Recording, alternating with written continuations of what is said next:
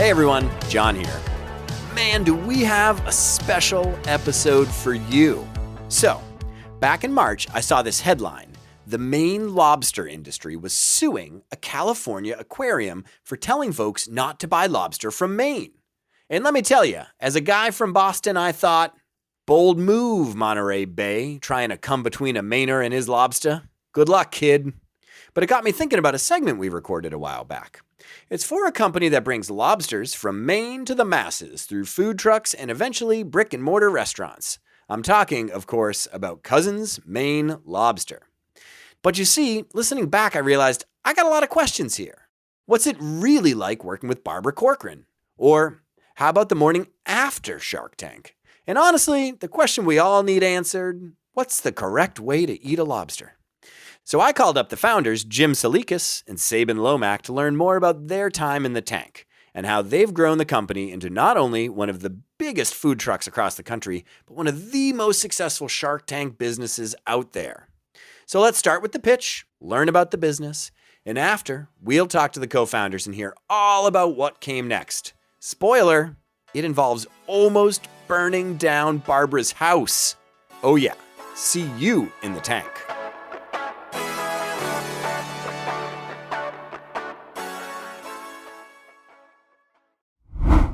You know it, we know it. Next year is creeping up quick. If you want to win inside your niche in 2024, you need tech that puts you in the pilot seat. The new HubSpot Sales Hub will help you close out the year strong and kickstart your success in 2024. Teams can collaborate on every inch of the customer journey and keep operations running smoothly with comprehensive prospecting workspace and powerful sales analytics tools that keep data connected across teams. And with over 1,400 integrations, there's a ton of ways to mix in new features. So finish out Q4 strong and gear up for the new year with HubSpot Sales Hub. Learn more at hubspot.com/sales.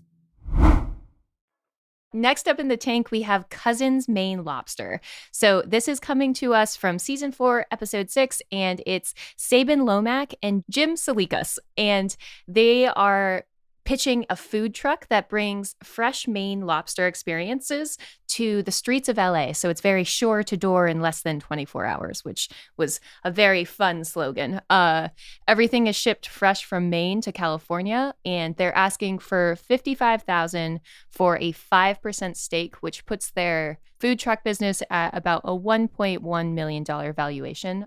The money in this case is to add another truck to their franchise to help with demand, because at the point of the episode, they had just one lobster truck selling food to the LA streets.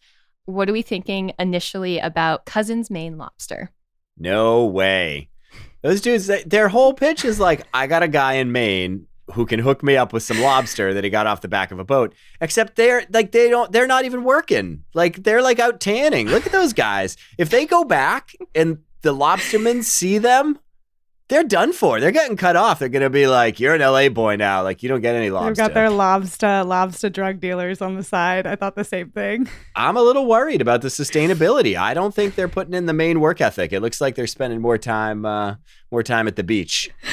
Yeah, I mean, I think for me, I thought it was interesting because they're addressing probably a white space in Los Angeles when you have a hyper regional cuisine to an area. A lot of people are bi-coastal between, East Coast, West Coast, and there's probably a lot of nostalgia there for the lobster roll. So I thought that was really interesting. But I agree with John that their whole how they get it and how they know how to get it just felt a little uneasy. I was like, so if your one supplier gets cut off, where do we go from there? Like, when I'm going to, a lobster bake, I want the host to say, I've got a guy who got me my lobster. Like, then I'm like, okay.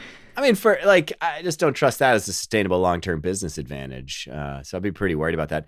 Also, something about lobster rolls in LA just is not working for me. Like, yeah, do they eat butter? Do they do butter? Yeah, I don't think they eat butter or mayonnaise. Like, what are we talking about here? That's why I'll never live there. That's why I live in Austin, because we do butter, we do all the things. Also, like, butter, lobster, and mayonnaise do not go well in the heat. Isn't it pretty hot in LA? I'm a little worried about this whole thing. People waiting around the block to get their expiring butter-coated lobster roll. I don't know. This may be like a hot take. I always felt like lobster rolls were a little overrated. I was new to the East Coast, and see, I'm probably gonna get they just John is like, how dare you? maybe because So it's not like did you choose to move out of New England, or were you kicked out of New England? That's what I want to know. Yeah, they dragged me out. No, I said I didn't want to be in negative 10-degree weather again, waiting at the bus for my job, and so I said I'm gonna go back to Austin and literally roast every summer. Nice. So you're not investing, Leslie. No. Well, okay. Personal opinions aside, I actually do think food trucks in general are just, I think, such a great idea to kind of test a market, see if it works, then expand. Because just like the overhead for opening a restaurant, staffing, all those things is just so high. So I love the idea of food trucks. I think they're awesome. So I would personally be in, despite it not being probably my favorite cuisine. I don't know. I don't know why they need the Sharks' money, actually. So it sounds like they just want to buy one more food truck. Yeah. $65,000 or something. They definitely could get a credit line at a bank to do that. And that would be way more favorable to them than actually taking equity from a shark. And it's like, the thing I'm trying to figure out is normally you want the Sharks to help you with like mass distribution, mass marketing, like expertise in production. Like I get that, like access to expertise and publicity. Like, I don't know. It seems like they just want to buy another truck and sell more lobster. Like they're nowhere close to being able to like really scale this thing up. And I don't know if their supply chain would even like, how many lobsters can their guy get?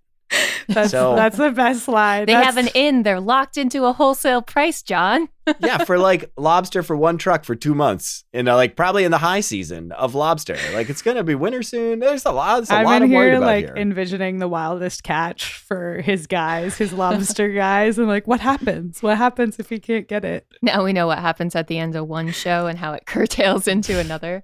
But I thought that was interesting because definitely like LA, probably center of the food truck craze, but a lot of people were finding them on social media and Twitter. I mean, definitely like when I think about the era that was happening, that was kind of the first time that we really started to see social media like dictate products, dictate the success of businesses. I mean, right, you're standing in line for so long waiting for your lobster roll. Like you got to tweet about it. You got to put it. I don't even think Instagram stories may have been around. Fact check me on that. So. But I think that's definitely an area that they are succeeding in now. Well, what did they say? They had 150K of sales in 2 months? In their first 2 months of opening. Okay, so their run rate revenue though it's like 900,000, like so it's like not that far off from a $1 million valuation. The question is just like, and I think Mark asked this, like, okay, what about seasonality, like yada yada yada. So I do have some questions about that. I also have some real questions about why they're not running the trucks. It seems very strange that they hired a general manager. Like I don't know what they actually do. So I think we only got insight into what Sabin does, which was he was a very successful realtor, right? And I think we got his backstory where it's like he came to LA, tried the acting shtick, it didn't work out, got into real estate investing. So that's where I feel like this narrative of like, oh, it's like a family business run by me and my cousins starts to fall apart, right? Because as they start to dig on like, okay, how'd you raise your capital? Oh, you're in real estate. Okay. Yeah. Who runs your trucks? Oh, you have a general manager. It's not you and your cousin, even though you're the face of it. I feel like that narrative like very sharply started to take a decline. Yeah, they need to get that brand story on point and get a little alignment there about like why they existed, how they started, all those good things. Yeah, it's not like we had this is our grandmother's lobster roll recipe and we have a mission to take it to the world because it was her dying last wish or something like that. Like they need a good founder story. I agree. Yeah, I think the story was definitely lacking there. I think the story that they have is just sketchy. Like they just know a guy. Like, how did you meet the guy? Where did you find the guy? Who is the guy? Is it your cousin? And I think it was Damon that brought up too. I didn't know that Damon said that he was like actually a commercial fisherman for a year, which I feel like came out of left field. I was like, I need that origin story. Like how did that happen? But he even mentioned that like as someone that's been in that business, you know, that type of exclusivity still doesn't warrant this kind of valuation. So I was like, ooh, so we've got concrete evidence that something quite literally is fishy right here. I'm really curious to kind of see where they are now. I could only make my own guesses. We can definitely get into that. So after some back and forth, Barbara closes the deal with a $55,000 for 15% stake in their company, and that's what the two cousins accept. So it's been over a decade, right, since this pitch aired on TV. And now the cousins Maine Lobster, I don't know if their social media strategy like spoiled this, but they are a very successful company. So they have over 36 food trucks nationwide and 7 brick and mortar locations. So like full on restaurants. They're bi-coastal, which means that they are everywhere from Maine and Massachusetts all the way out to California and Nevada. The business is currently doing $54 million in annual sales. That's and a lot has of lobster a total rolls. Lot of lobster. And has so much lobster. And has 38 total franchises. So for all the sharks who couldn't take the heat with this pitch, you can stick that in your pot and boil it. Well, I guess I was wrong about that one. Go Cousins. I'm happy for them. I'm even more concerned and curious about the guy because they like now ship lobster. They've got 35 locations. Like, how is the guy keeping up? Yeah. All right. What did I say? One of the best? So let's get right to it. Here's my conversation with founders Jim and Sabin. In it, I learned why Shark Tank is really just the start of some wild MBA program, how Barbara rolls up to dinner straight out of Keanu Reeves' dreams, and of course, you know what I asked about. Who's this guy they know in Maine? Maybe you guys could start. Could you give a quick introduction to who each of you are? Yeah, I'm Sabin Lomack. I'm the older, smarter cousin. Is that it? That's the intro? Boy, he sounds brilliant. He sounds brilliant, folks. Holy smokes. I'm Jim Salikas. I am one of the co-founders as well. I actually had the idea of Cousins Maine Lobster in 2011. Since then, Sabin's been riding my coattails. And here we are 10 years later. Just had our 10-year anniversary this past summer. So excited to be here. Amazing. And are you guys based in Los Angeles? Is that right? I'm in Los Angeles. Jimmy's in Boston. But nice. Our headquarters is in Maine. Nice. Okay, great. So take us back 10 years ago. Cousins Maine Lobster. How did the idea come about? Yeah, well, it's a pretty good story. I'll try to condense it down as best possible. But in short, I was living in Boston. Sabin was in LA. We grew up together in Maine, and we were very, very close. Our whole family, and of course, Sabin and myself. And so after college, I was living in Boston, and I went out to see Sabin. And I actually went out to see an ex-girlfriend, truth be told. But I spent all my time with Sabin. 4 or 5 days in a row, and we went around the town. I'd never been to LA, and we ended up at a sushi joint on Sunset Boulevard one night. We just, one drink led to another. We had far more booze than we did sushi probably, but we started going down that kind of reminiscing and the nostalgia of growing up in Maine with our grandparents, uncles, aunts, all our cousins. And long story short, what we found was that inherently what was always part of these gatherings was lobster in one shape, form, or another. And so we said, man, this is just the best food in the world. And we were so privy to it, you didn't realize it growing up. So he said, another martini, please. And then we said, what if we bring lobster to Los Angeles? And that was really how the conversation went. Would it be a restaurant? Would it be a truck? We just went down this rabbit hole. But really the reason that we did it and kept talking about it is because it was going to kind of connect what was important and fun to our family. It was going to be a food that we always loved as kids, and we think everyone, when you bite into lobster, has this emotional connection. It's just this luxury food. So that was kind of the impetus or the start of the idea, and we spent the next year and a half working on it, actually, myself on the East Coast and Sabin on the West Coast, of how it would come together. I would do supply and distribution, get the product there. Sabin would work on operations, training staff, getting it together, and some year and a half later, we were launching our very first food truck in 2012. Okay, so let me just say, you guys are, and we'll get into this, successful entrepreneurs now. How do you tell if an idea is a good idea or not? Like, what made you actually decide like this idea was good enough to go after? Was it that the story was good enough? Was it that you saw the market opportunity? Like, what was the real we should actually do this thing? We didn't know that it was a good or a bad idea at all. We just did it, and I think that's kind of one of the beauties of just being an entrepreneur, trying things. I don't think you always have to have all the answers figured out ahead of time. You have to, there's no way you can guarantee anything anyway, so it doesn't really matter. But just kind of going after things and working and figuring it out. So we didn't go into this being like, oh, this is a genius idea. Quite the contrary.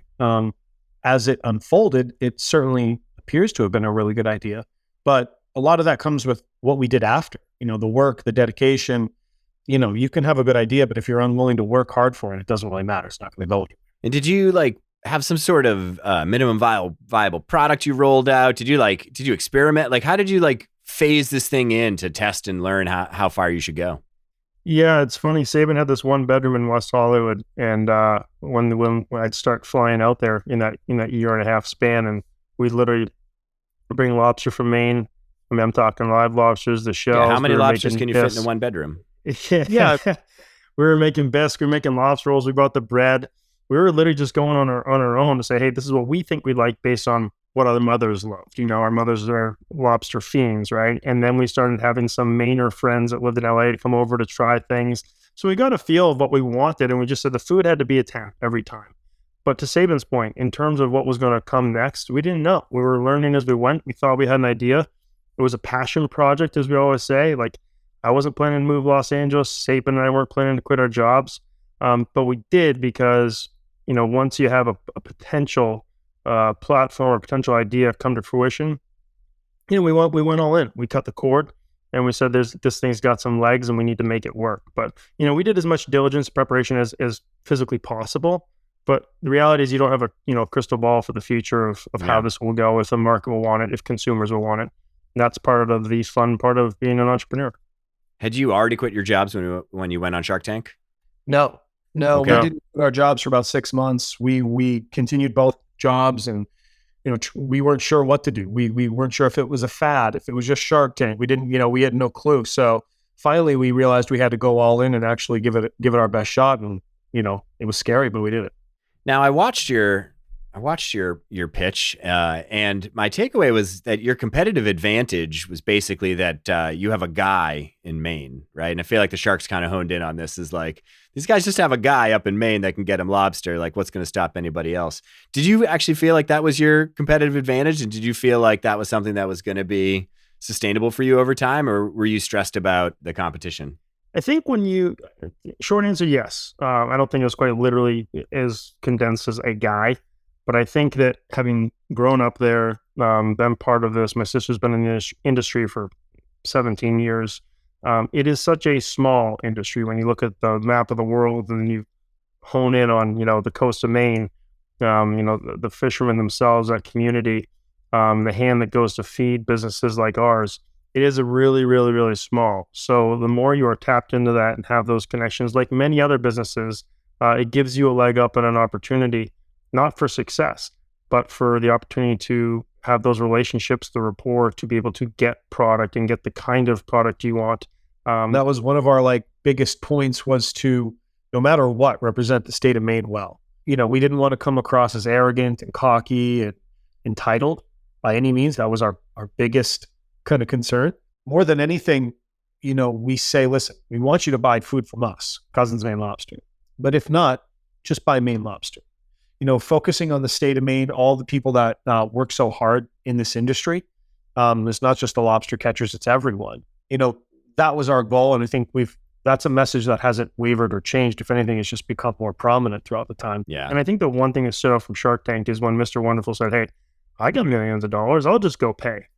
That is where we really had an advantage, because the fishing industry in Maine and many others throughout the country has never been one to just accept millions of dollars. It's not like you buy your way in, like if we're going to manufacture stools and someone's like, oh, I got more money than you do, I'll make this stool for less or pump out more or have a better distribution. That probably is true then.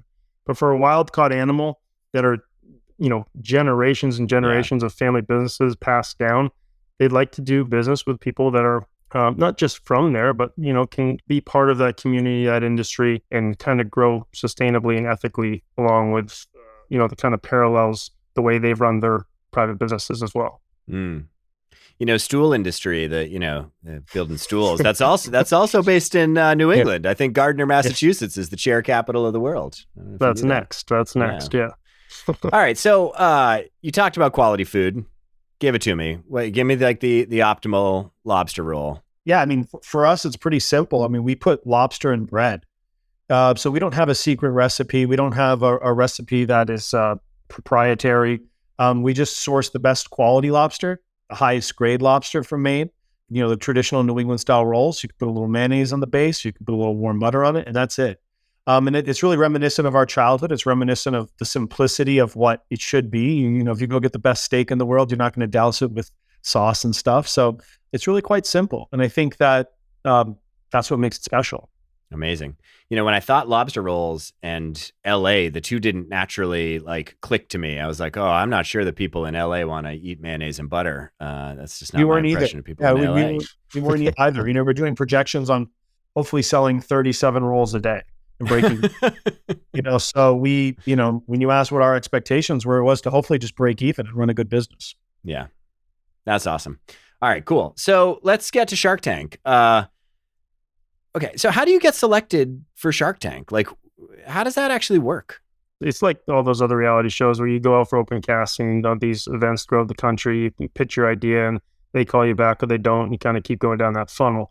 But back then, they were reaching out to probably 30 or 40 groups a year that they had come across, read about, etc. The way that it worked for us is that our very first opening night, Sabin put out a tweet of ourselves and our grandfather in 1987 on the shore of a lobster shack in Maine and said, hey, we're opening our food truck tomorrow. We're called Cousins Maine Lobster. They saw that. One of their casting members came to the event unbeknownst to us. And that night when we got home, we had an email and a phone call from Shark Tank saying, hey, we have interest in your business. We'd love to, eventually have you on the show if things go right. So over the next 2 months, we actually said no to the show twice. Really? Yeah, and not because of, certainly not ego. We did not have any real business history in terms of transactions and sales to make a projection on. But eventually an executive producer called us, who we're still very close to today, and said, if you guys don't do this, you'll be making the worst decision of your lives. So fast forward a couple months later, we were shooting in July of 2012. It aired in October of 2012. It's been an amazing but challenging ride ever since. Now, I heard you did an extreme preparatory practice to get ready for the show, to get ready for all the questions. You want to share with the listeners how you prepped? Yeah, I mean, we kind of took it back to school days where we got these index cards and wrote questions. We watched about 50, 60 episodes of Shark Tank, kind of felt that there were a lot of patterns with what the sharks were asking, where Cuban would ask questions like this, Damon would ask questions like that. And we created our own questions and we pretended to be that shark. So Jim would stand up and pretend to be Damon and I would answer it, and vice versa. We did it over and over and over. We'd stand in the mirror and do it. We'd try to distract each other while the other one was in the mirror. As ridiculous as it could possibly get, you could imagine we were trying to do it. So when the show came and the day came and we were on, the lights were bright, it was pretty scary. Yeah. For the most part, we knew the answer to the questions that they were asking as it was coming out of their mouth. Not everyone, but for the most part. And again, it's kind of our message when we talk to people about preparation. It's like, we aren't the smartest guys in the world, but we certainly like to think that we prepare well. Yeah, prepare well, work hard. Yeah, so we, that was really our secret. We were running, we would go on jogs to get our heart rate up and get scared and kind of freak each other out and do whatever we could do. We represented ourselves and, more importantly, the state of Maine, I think, really well on the show. Yeah, you did it. I mean, you did a really great job. It was impressive. Do you know when you're going in,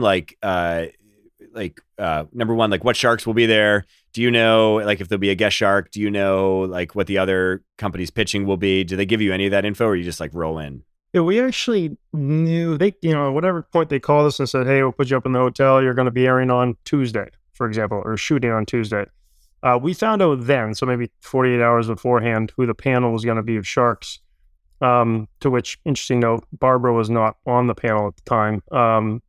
And we had targeted her because of kind of research and preparation we had done with her working with food groups and kind of the feeling we got of her as a mentor and business partner. So, we actually said, no, we're not going to show up tomorrow. And they said, well, no, that's not a thing. I said, no problem, no disrespect. We're just not going to come because, we had our eyes set on Barbara. So they actually pushed us a day to when Barbara would be on the following day. And here we are, 10 years of business with Barbara by our side. That's awesome. I always hypothesize that people kind of know which shark they want. You can kind of tell when someone knows and doesn't know. What's the calculus there and how hard to go at a particular shark? I mean, I don't think you want to go too hard. I think they're all amazing. So if you're fortunate enough to get a deal with any one of them, we know them all personally now, you're winning. So You can target someone, but at the end of the day, if you want to get a deal, you do a deal.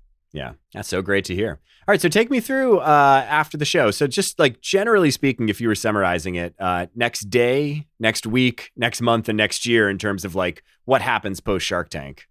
Yeah, well, we did. So we did a little party in Maine. Actually, we decided to do the kind of the show in Maine with our closest friends and family and people from the lobster industry. That's cool. Rented a little room and tried to celebrate as best possible. You know, no one had seen it really. We hadn't even seen it. We just were the only guys who knew the outcome. So it was kind of cool to be part of that in our home state with our friends and family.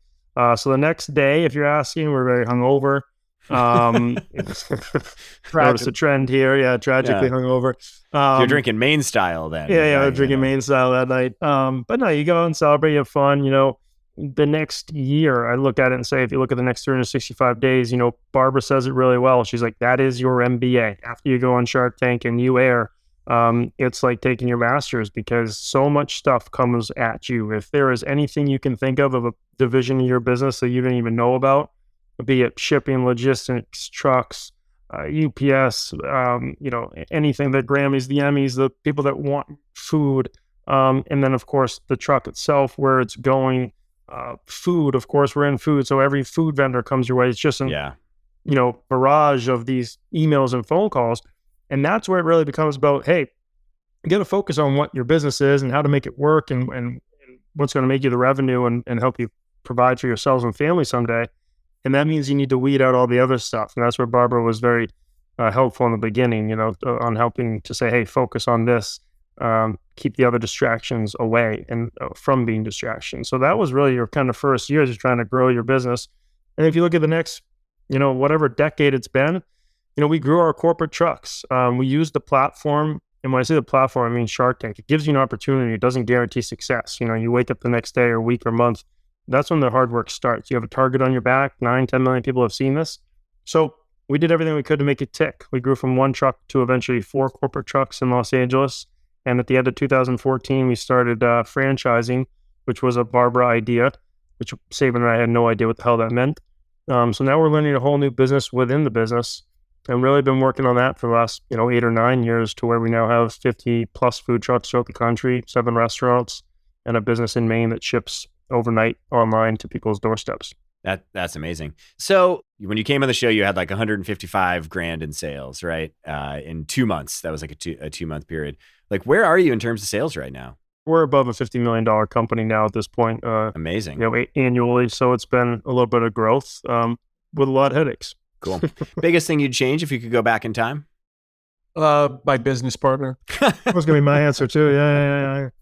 Well, I work with someone from LA. Yeah, well, I don't think we would. I don't think we'd change much, to be honest with you. You know, we've made tons of mistakes and messed up so many times, but it's all part of the process. So, me personally, I wouldn't say much. Leaving the show that day, did you feel like you got a good deal, or were you feeling like you gave too much away? And how do you view that now, 10 years later? I mean, I left the show and I was like, you know, a basket case. I went home, I hid in bed and wouldn't celebrate at all. I was under the counter. What have we done? You know, and it wasn't because of the 15% of the 55,000. I just think there's so much nerves wondering, you know, giving away a part of something that seems so promising and not knowing what Barbara is going to do. Yeah. So that was my initial feeling. Jim was happy. In hindsight, it was the best decision we could have made. You know, I think Barbara has a great deal for 55,000 for 15%, but she's done a lot for us to grow the business. So it's not like one of those things. She's put the work into. Yeah, we all have, you know, and so you can't look at it at the end and go, oh, well, she got a good deal or we did or whatever. We were all naive and brand new at the time. So was she. She was brand new, really in Shark Tank as well. Yeah.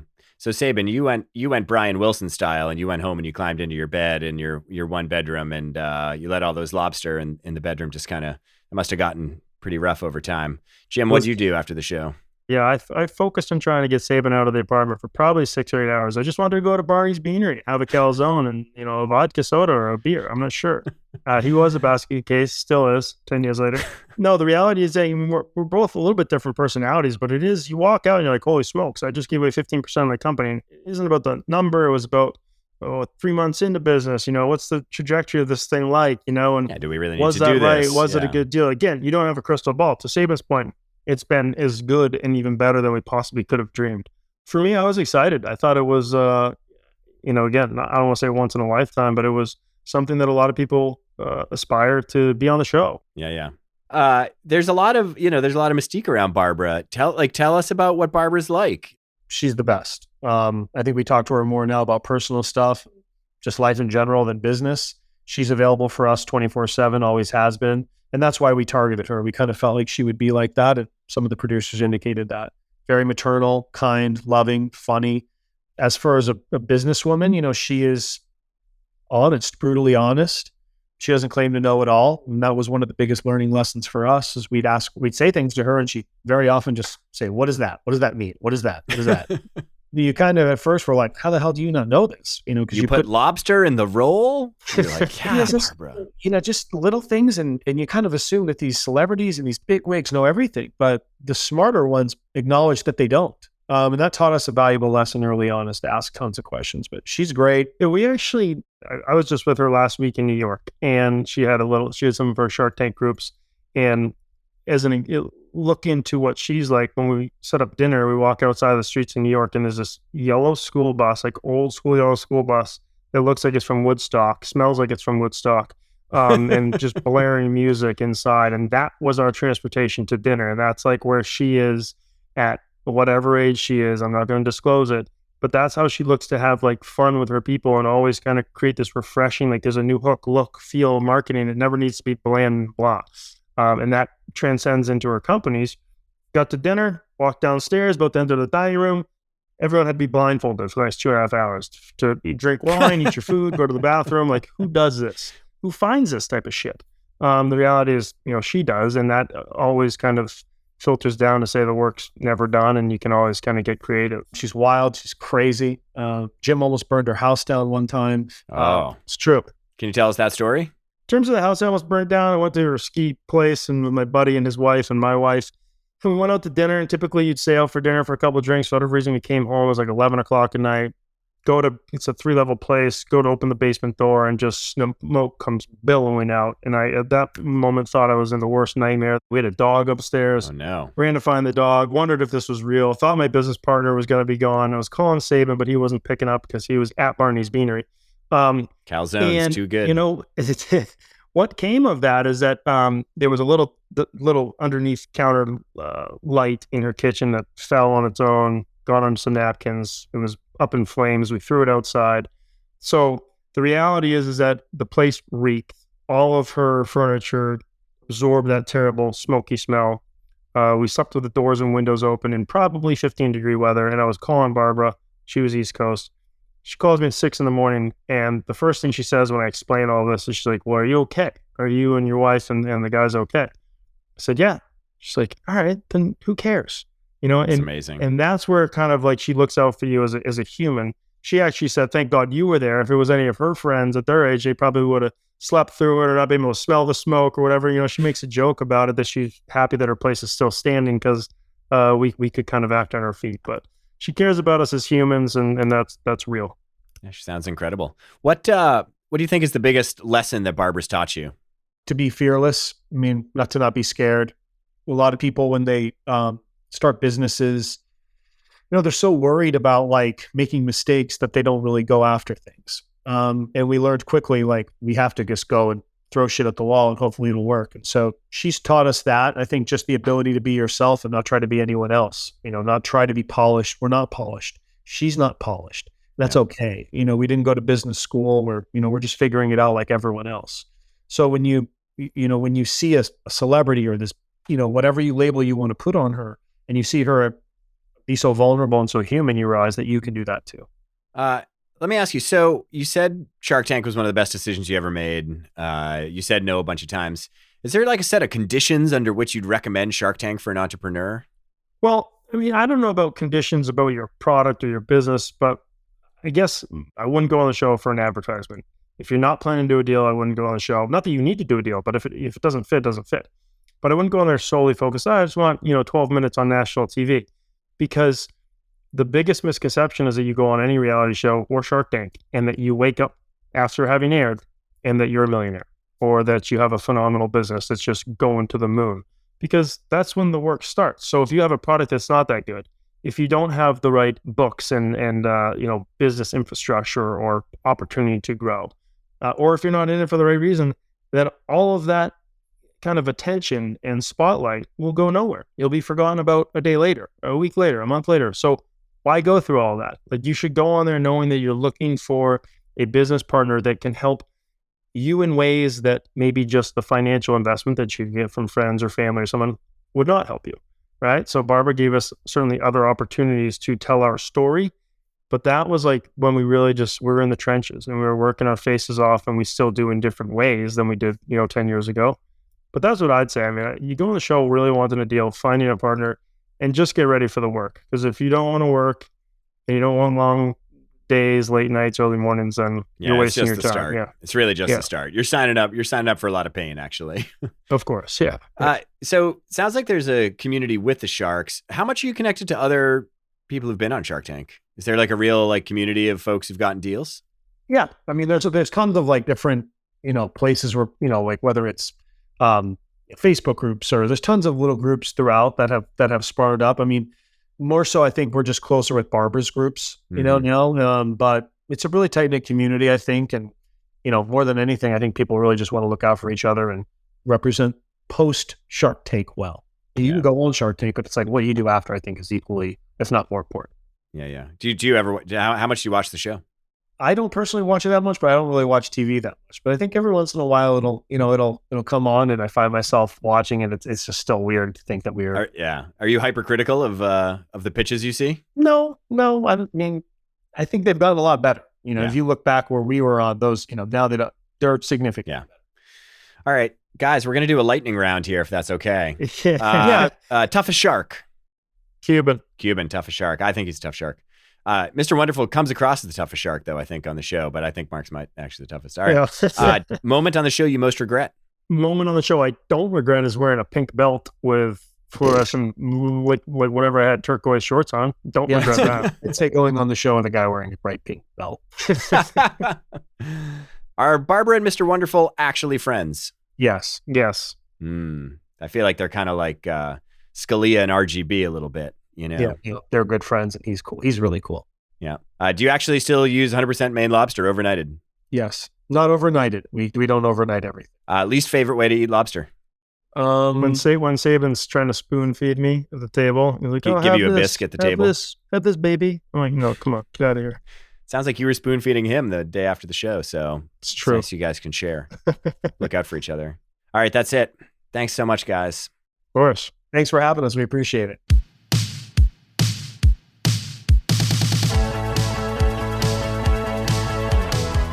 Today's episode was written and produced by my favorite producer, Matthew Brown. Additional support comes from Melanie Romero. Now, I'll give you a few minutes to finish up that lobster tail, but after you're done, do me a favor. Wash your hands. You think they're going to be fine, but let me tell you, they're going to smell. Okay, so with the fresh hands, fire up your favorite podcast player, follow or subscribe to the show.